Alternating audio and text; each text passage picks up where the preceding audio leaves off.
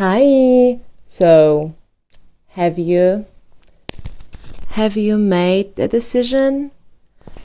I know you hate this question, but let's focus on choices, how you feel about them, and ways to make them better.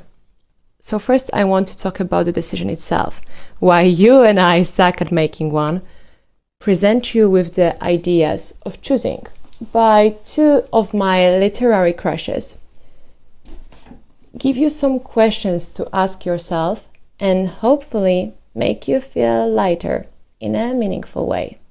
As we grow up, decisions get heavier, more like, should I move to a different country, stay single, go on a date up, or should we wait for someone who will see us for who we are and whom we want to take as a whole because we are hopeless romantics? Should we change careers, risk everything and take out another loan for school?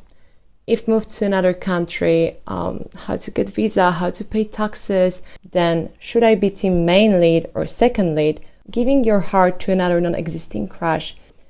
But it's not only about big decisions. Also those smaller ones that seem like the flutter of a butterfly's wing that can create a butterfly effect. And we have way more choices than our grandparents ever did. We don't just grab the first thing off the shelf. We do research, read reviews. We want the best because we are out here hustling. And slowly we learn that we deserve good things in life, even though some part of our brain says we don't. My grandma has the saying that roughly translates to, doesn't blow my ass up, brass aren't flying. And I think it's beautiful and perfectly sums up how we want something more. But the weight of decision making, it's suffocating. Sure, I might seem okay today, but last week I was screaming into pillow, riding an electric scooter at 2 a.m. because I couldn't sleep. Anyway, being an overthinker, trying to make life-altering decisions, it's like breathing through a straw. It's like we want to choose, but nothing feels quite right. Should we get serious now? Or how long can we stay adventurous and young with little money to live? Let's go, baby! It's wild how many choices we face, and yet we are not able to experience everything. To live one life, we have to sacrifice another possible one. But do any of them guarantee happiness? In theory, we have endless options, but do we really? It's easy to get trapped in a job or situation that pays the bills, but sucks the soul. We are ready to make sacrifices for our dreams, but half of the time it feels like we're just filling in the gaps. We can choose all we want, but it doesn't mean we will be chosen. When you already found a good job that seems interesting, they're like, okay, if we are interested, we're gonna contact you to 2 to 4 weeks. Oh, great, but then you got other opportunities, not that exciting, but more certain, so you're postponing choosing it, because what if they call back? And then they don't call and you lose 2 options. So maybe it's not always about you choosing, but that you're not given an opportunity that would make you feel like, yes, this is all I want. But do you know what you want? And what are your beliefs about this thing you want? What do you want? I don't know. Damn it, what do you want? I know what I want, but I don't know how to get it. Part of me thinks my family was right and people like us can't. They never get what they want. Thank you, Ryan. My dad would probably say I'm picking all the wrong things. And maybe the universe is screaming, it's not for you. And then you are not doing anything towards your dream because you're scared, or you're doing it, but you don't have any faith it's gonna work out. Sure, we all let go of some dreams as we age, but there are those few that stick. The ones that still make us get out of bed. But then we have no idea if those dreams are actually good for us and where our choices lead us. I've been rereading Kundera's The Unbearable Lightness of Being, and he wrote... Okay, I won't tell you what he wrote because this laptop is 6 years old and got broken again, so will be continued. The goals we pursue are always veiled. A girl who longs for marriage longs for something she knows nothing about. The boy who hankers after fame has no idea what fame is. The thing that gives our every move its meaning is always totally unknown to us. Even though we are all in for something, it also doesn't mean it's the best choice for us. But are we supposed to just give up? The best would be if you were in tune with our intuition, but oh boy. At this point, I feel like my ears are so blocked that Shrek could make more candles out of the wax, metaphorical wax, made of things said to me in my life, that I said to myself, stuck in my ears, in my head, so the intuition voice has barely any space to go through. What a metaphor. Well, from Kundera's one metaphor, love can be born. From Shrek one's, I have no idea, but before Duolingo, he was the green dude who was challenging me. And even with freaking Duolingo, all snotty on my phone because I can't force myself to study all the 5 languages I have started. Because which language should you learn? What's gonna be more useful? What if we pick up one thing and miss out on something better? The fear of making the wrong decision is enough to send anyone spiraling. And then, if it's only about you, in the worst case scenario, you will be hurt. But what if there are other people involved and you don't want to hurt them? You want to make sure you not only make good decisions for yourself, but also for others. Do the right thing. But you can't make everyone happy, and each choice has its consequence. So maybe it's less about the choice and more about how we handle what happens after. Sure, we don't get infinite chances, but we can still learn from the ones we've got. Decisions are suffocating, yes, but what if the real wave is in not choosing? Sartre said that I can always choose, but I ought to know that if I do not choose, I'm still choosing. Maybe the balance lies in committing but being gentle with ourselves when things don't go as planned. Speaking of balance, let us return to the unbearable lightness of being and Nietzsche. Nietzsche's concept of eternal return suggests that life, in all its details, recurs eternally in an endless loop. This idea carries profound existential weight. If every action and event repeats infinitely, then everything we do has immense significance. Nietzsche presented as a kind of ultimate moral test. Kundera juxtaposes Nietzsche's idea of eternal return with the opposite notion of lightness. If nothing repeats and if life happens only once, then nothing carries lasting importance.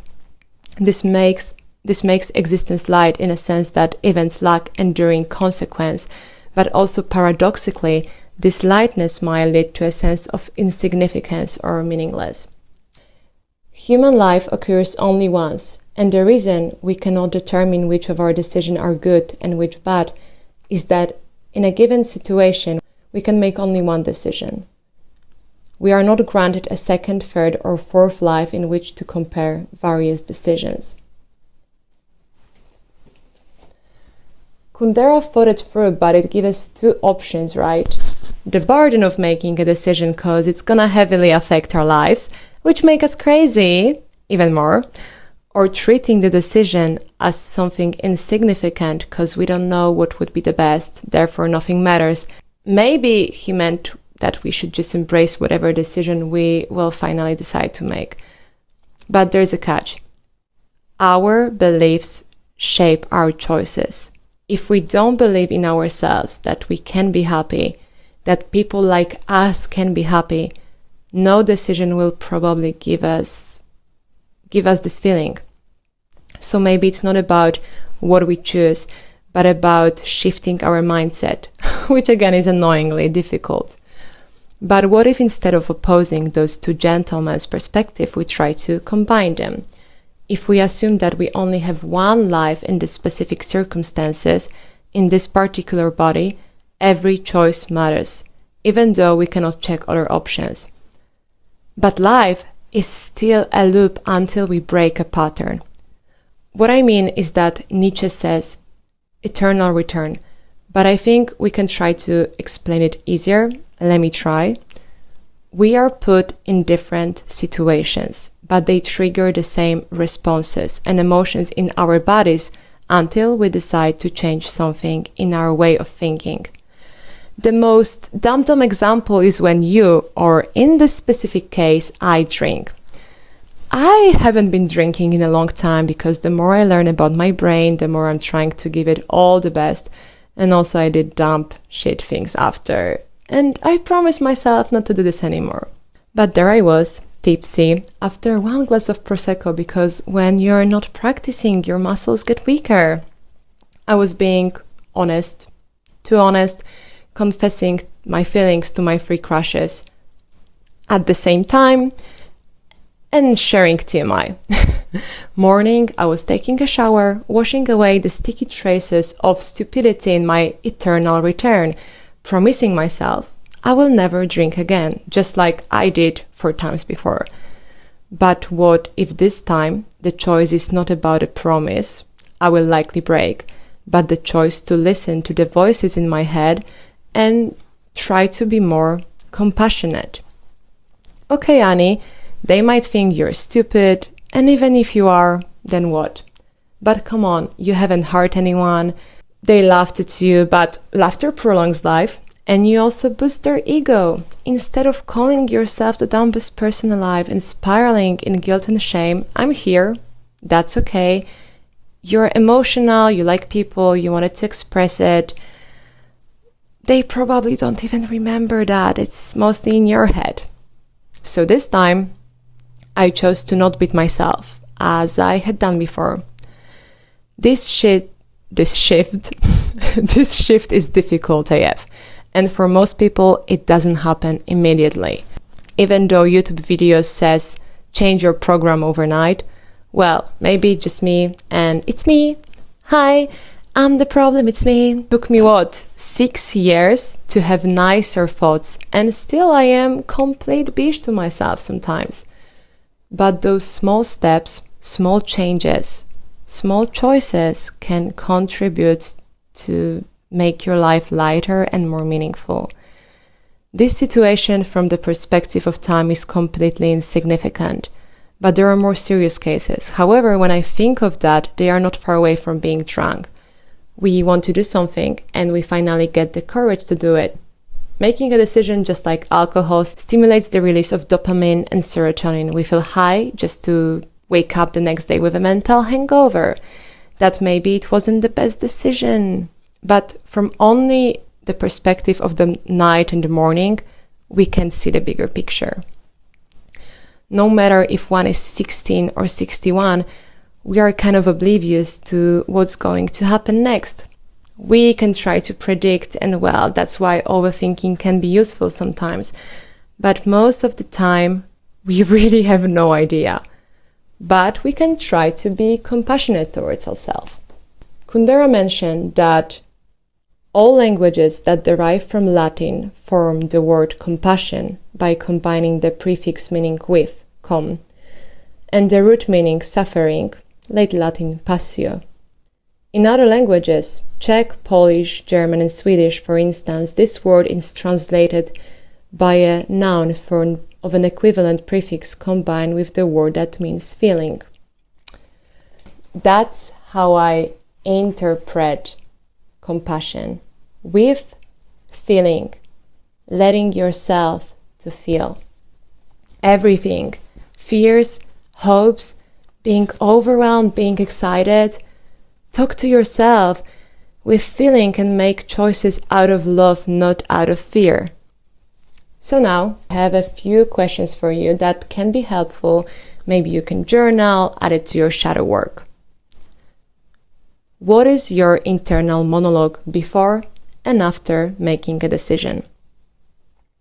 Does it feel different when it seems you made a good or a bad decision? What is the difference? How have you felt when you didn't make a decision and you let life make it for you? Was there any decision that from the perspective of time feels right and makes you feel grateful for it? Try to remember as many details as possible about the process. Maybe there was some inner voice, some feeling. What are your beliefs about things you actually want? And probably, like Shrek's and mine, your ears are also clogged with old beliefs. But is there a chance you can try to clean them a little bit with compassionate stream of supporting thoughts? Maybe it can help to hear the intuition.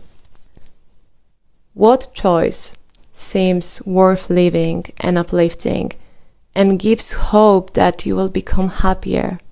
Of course, you still have to pay bills and sometimes you will have weight on your shoulders. But is there something that feels safe and at the same time makes you feel full of love?